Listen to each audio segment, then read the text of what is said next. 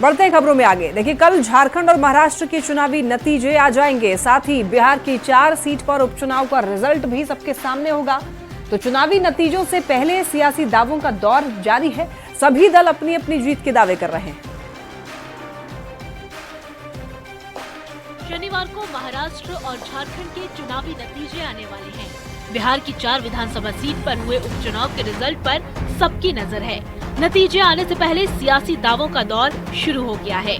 एक तरफ एनडीए झारखंड और महाराष्ट्र के साथ उपचुनाव में जीत के दावे कर रही है, वहीं महागठबंधन का कहना है कि इस बार इंडिया अलायंस को शानदार जीत मिलने वाली है।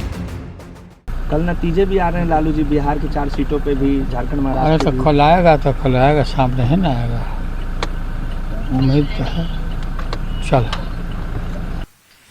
बिहार में 4 में से तो 3 महाअघाड़ी नहीं कहे, महागठबंधन कहे, महागठबंधन का, लेकिन मैं आपको कह रहा हूं 4 सीट हम ले रहे हैं। बीजेपी महाराष्ट्र और झारखंड के साथ उपचुनाव में सभी सीटों पर जीत का दावा कर रही है, तो कांग्रेस का दावा है कि झारखंड और महाराष्ट्र में जनता इंडिया अलायंस के साथ खड़ी है। अब सारी निगाहें चुनावी नतीजों पर टिकी हैं। किसके सिर जीत का सेहरा बनता है और किसे झटका लगता है। न्यूज़ 18 के लिए दिल्ली से अमितेश सिंह, कैमूर से अभिनव कुमार की रिपोर्ट। तो अब पहले ये जान लेते हैं कि इन 4 सीटों पर मुख्य मुकाबला किसके किसके बीच में है। देखिए, वैसे तो कई उम्मीदवार जो हैं वो मैदान में हैं, लेकिन माना जा रहा है कि तरारी सीट पर बीजेपी के उम्मीदवार विशाल प्रशांत का मुकाबला सीपीआई-एमएल के राजू यादव के साथ होगी और ये मुकाबला बेहद दिलचस्प होने वाला है। और राजू यादव के साथ ही देखिए, प्रशांत किशोर की पार्टी जनसुराज की उम्मीदवार किरण सिंह भी मुकाबले को त्रिकोणीय बनाती हुई नजर आएगी। तो आपको बताते चले, अगर रामगढ़ की बात करें तो यहाँ पर बीजेपी के अशोक कुमार सिंह का मुकाबला आरजेडी के अजीत कुमार सिंह के साथ होगा और माना जा रहा है। लेकिन देखिए, बीएसपी और जनसुराज ने मुकाबले को रोमांचक बना दिया है। इधर इमामगंज की अगर बात कर ले तो इमामगंज में 2 मांझी के बीच में जबरदस्त मुकाबला होगा।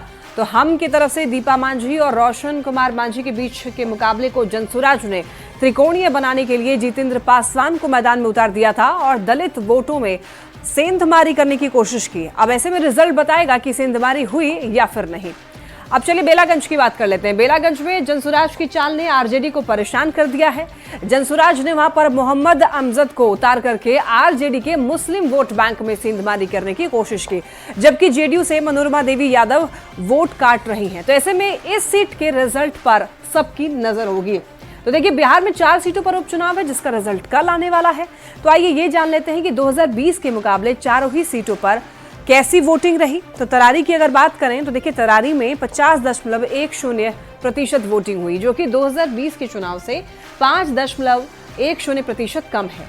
वहीं 2020 में तरारी में 55.63% वोटिंग हुई थी और मामूली मार्जिन से सीपीआई-एमएल को जीत मिली थी।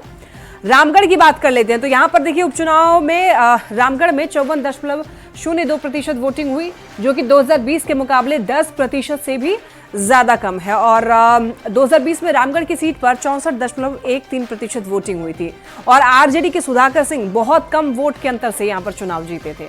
इधर इमामगंज की बात करें तो इमामगंज में 51.01% वोटिंग हुई है, जो कि 2020 के चुनाव के हिसाब से 7.68% कम है। 2020 में 58.69% वोटिंग हुई थी। बेलागंज की बात कर लेते हैं। बेलागंज में भी उपचुनाव में 2020 के मुकाबले कम वोटिंग हुई है और बेलागंज में वोटिंग प्रतिशत की बात करें तो 56.21% है, जो कि 2020 में 61.37% था, जो कि उपचुनाव में हुई वोटिंग से करीब 5.25% कम है। तो उपचुनाव जो जीतेगा उसका मनोबल बढ़ेगा, साफ तौर इसी तरीके से इसको समझा जा सकता है। और उपचुनाव के जो नतीजे होंगे वो 2025 के चुनाव पर भी असर डालेंगे। जिसकी जीत होगी वो बुलंद हौसलों के साथ आगे की लड़ाई लड़ेगा, यानी कि अगले साल होने वाले विधानसभा चुनाव की। और जिनकी हार होगी वो अपनी रणनीतियों पर विचार करने के लिए मजबूर हो जाएगा, चूंकि इसे सेमीफाइनल के तौर पर देखा जाएगा कि अगले यानी कि विधानसभा चुनाव में 2025 में जो विधानसभा का चुनाव होगा उसमें किसका कितना दम देख